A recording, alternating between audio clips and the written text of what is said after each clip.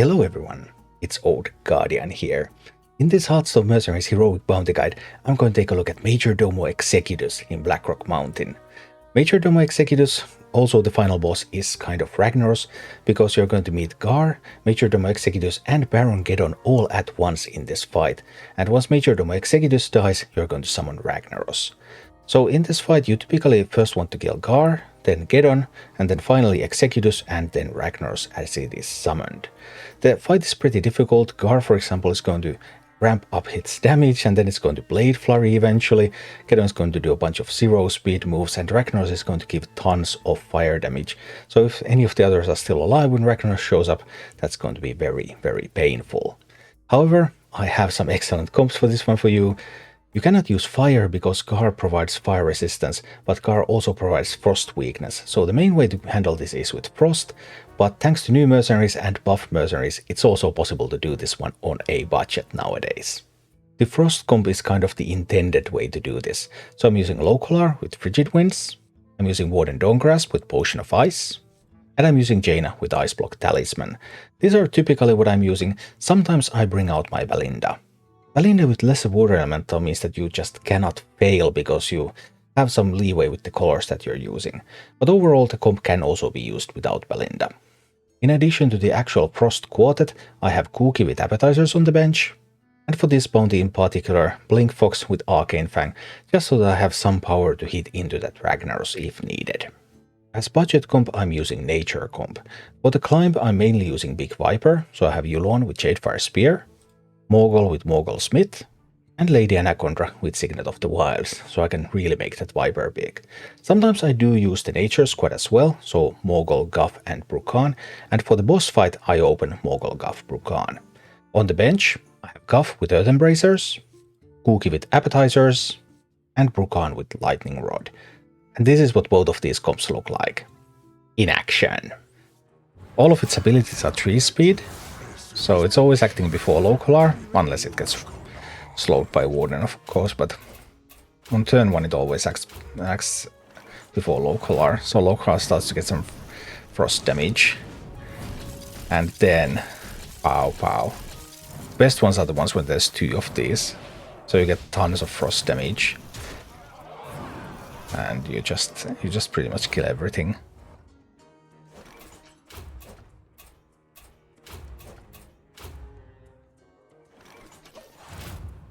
But Frost is a very fun comp. I do like Frost a lot.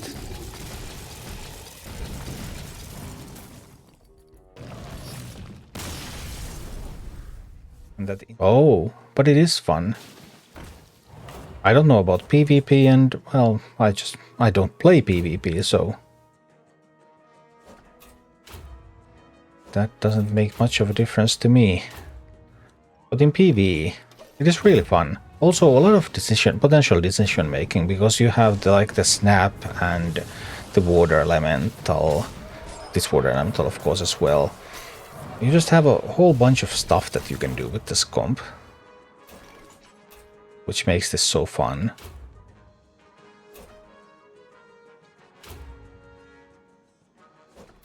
I'm going to freeze this one now.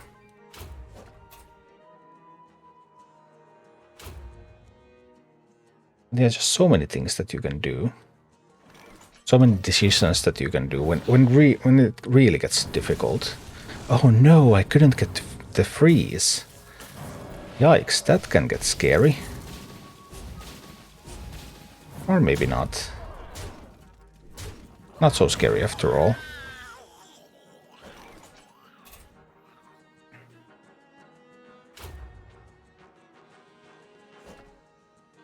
Summoning a giant Finay.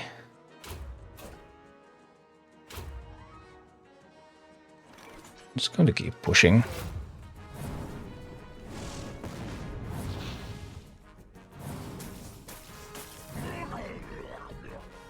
As long as that one doesn't attack into Jaina, we're fine.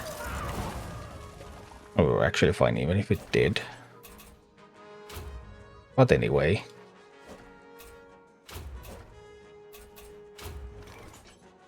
Job's done.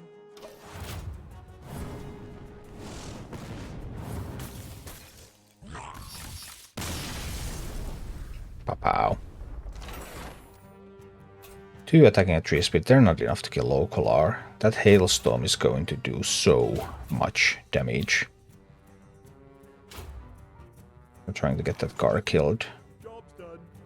Alright. Let's just look at that hailstorm go. 24, 14, 24. 64 damage. Car is already dead. Car is dead turn 1. But this will now attack and kill Lokholar. Sad times. And this must not be the last one to act. So I'll do the ice flows there. Then I'm going to use the snap. So this will not be the last to act. Lokholar sadly is dead. But Gar died too. Wait, what? Lokholar is not dead?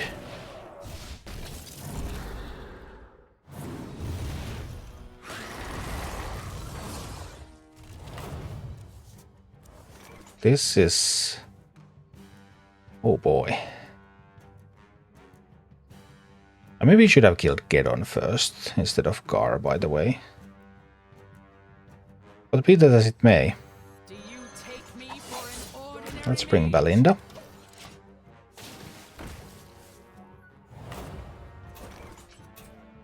"10 speed, 6 speed. None of that is going to happen, you know. Because this one is going to be frozen. Then we're going to go for some flurries. Now we're back to this dilemma. The ice flows damage. I don't have to flame dot though. I can frostburn. I can just frostburn. That's already 40. Like an ice flows there. This works. Let's go.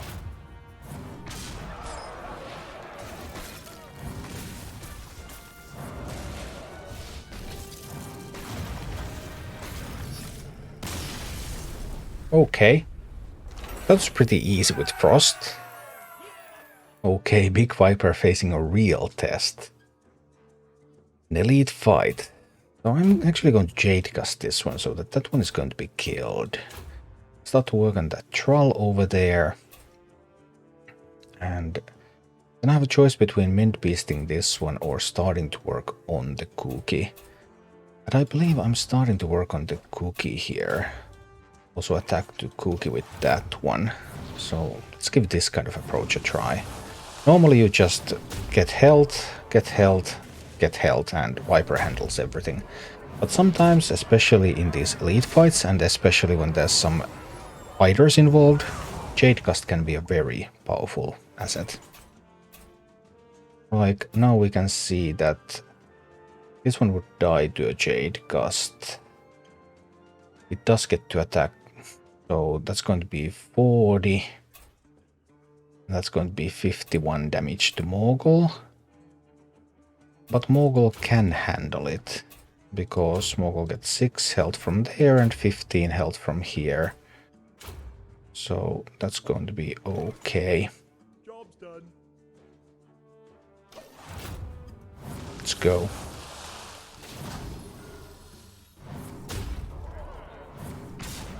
Boom and boom.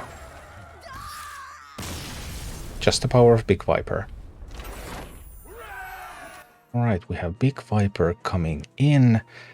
Flamemaker Sentinel, a couple of greens. A little dangerous. Jade Gust could do a little bit of something here, but I think I'm going for the buffet now.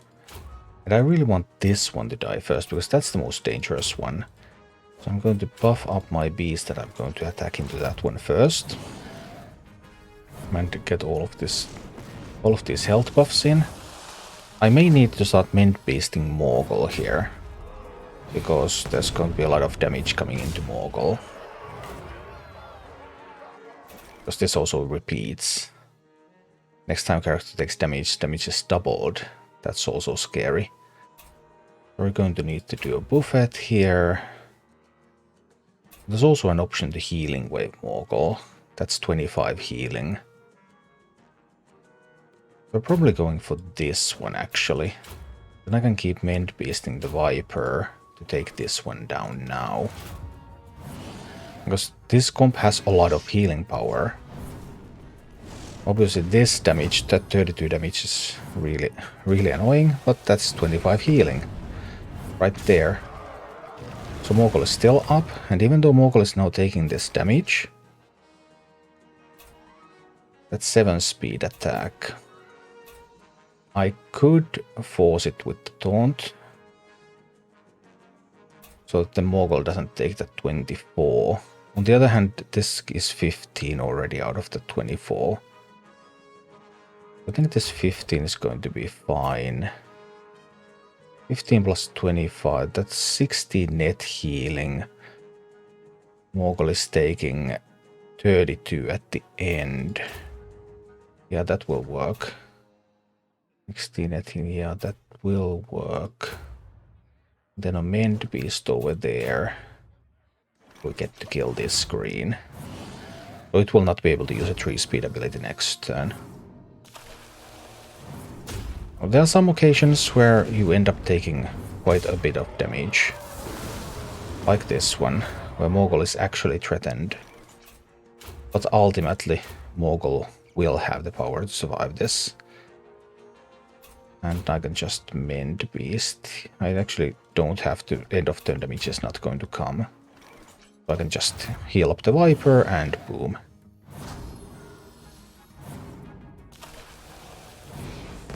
Here we go. Alright, budget team taking on Majordomo Executus. So first I really want to get rid of that Gar. So that's where we're directing our fire. The question is, do I want to lightning bolt at all, or maybe I will just muddy footing. So that Gar is going to be slower next turn. That could be beneficial. Let's try that approach. Some hits into Brukan. Brukan is going to be the first one to die, but that's going to be fine. It will not be a problem. Now I have slowed down the Scar a little bit, so here comes the Fire Stomp. Fire Stomp is going to deal 24. So that is going to be 44, so sadly Brukan is going down here. Well, that happens. Then we're going to do a Murloc Missile there. Brukan's going to go down at 3 speed, which is unfortunate, but unavoidable. But we're going to keep shooting at Gar here. That's the main thing. So just barely. If I had 1 health treasure, Brukan would have survived that. But that is still not a problem.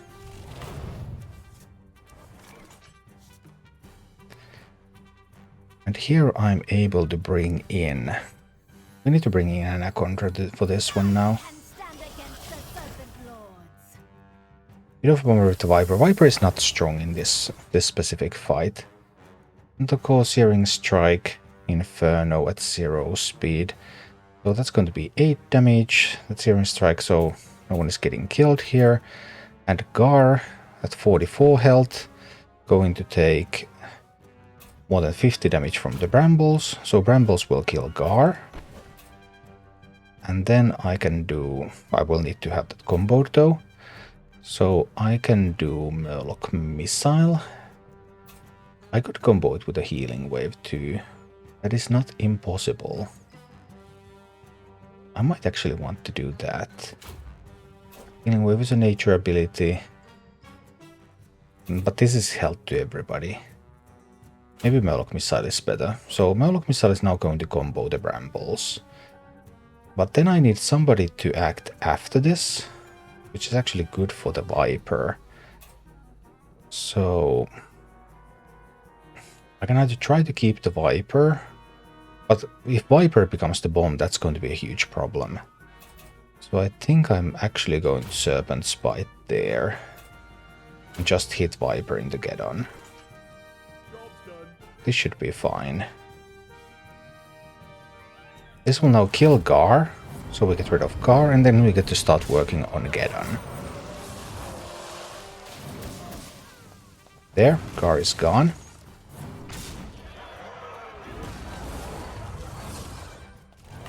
Work on Geddon begins.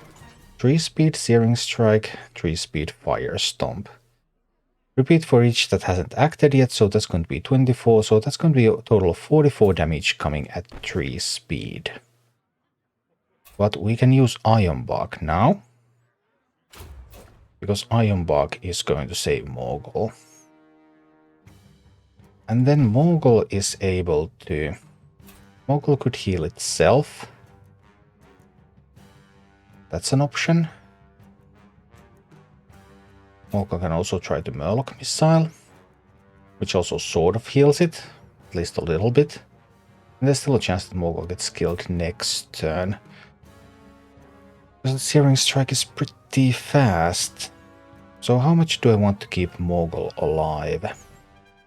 Moderate amount. But it's not the most crucial thing. So I can just do Serpent's Bite there. This is perfectly fine. This means that Morgul will survive, because Guff is going to taunt, so that this one can't kill Morgul. Guff also doesn't gain extra stats until after the hit, which is good, because I don't want this one to die yet. So, this is going well. But now, 3 speed again. This time I can't taunt, so now Morgul is going to die. Well, that happens. Anaconda is going to Mend Beast Guff. So Anaconda and Guff both get some healing going.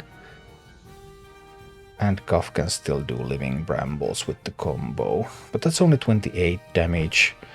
Whereas Anaconda could deal much more damage with the Serpent's Bite. Then there won't be any healing. Is that a problem? And we're going to do that. It must not act last, though. And Guff is just going to Brambles. Yes, this will work. Obviously I'm losing Morgul here. I knew that I was going to lose Morgul. I'm also getting a good chunk of damage into that Geddon. And now... some alternatives. Cookie 10 plus 28 would be just enough to kill that. Then Anaconda would have to be the last one to act. Because I can't have Guff be the last one to act. What if I bring Yulon? Yulon would have to Jade Gust, which is not optimal. I will need to bring Cookie. Right, we bring Cookie. Now Searing Strike at 3 speed, Fire Stomp at 3 speed. So that's 24 plus 20. 44 damage. 44 damage is not a problem. Can actually kill that with this. This is going to kill that one. Which means that Cookie has an opportunity to summon a fish here.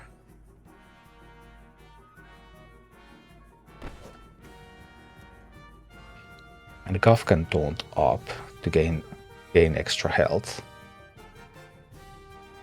Yes. Guff can taunt up. I can summon a fish. This will die. No, none of these are going to die. No damage from the bomb. This will go down to 8 health.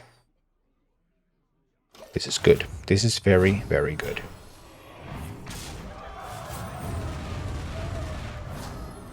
It's actually just completely perfect. Because now, this one wants to attack at 3 speed, but it's not going to, because I can just Fish Feast it down.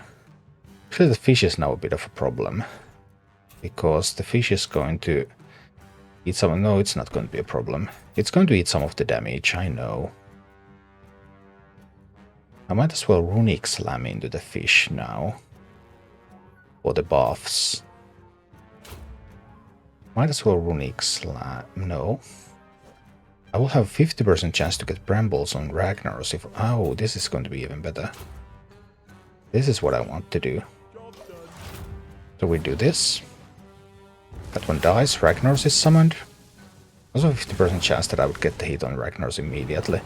And now, well, Ragnaros is acting at 10 speed, but 10 speed is way, way too slow.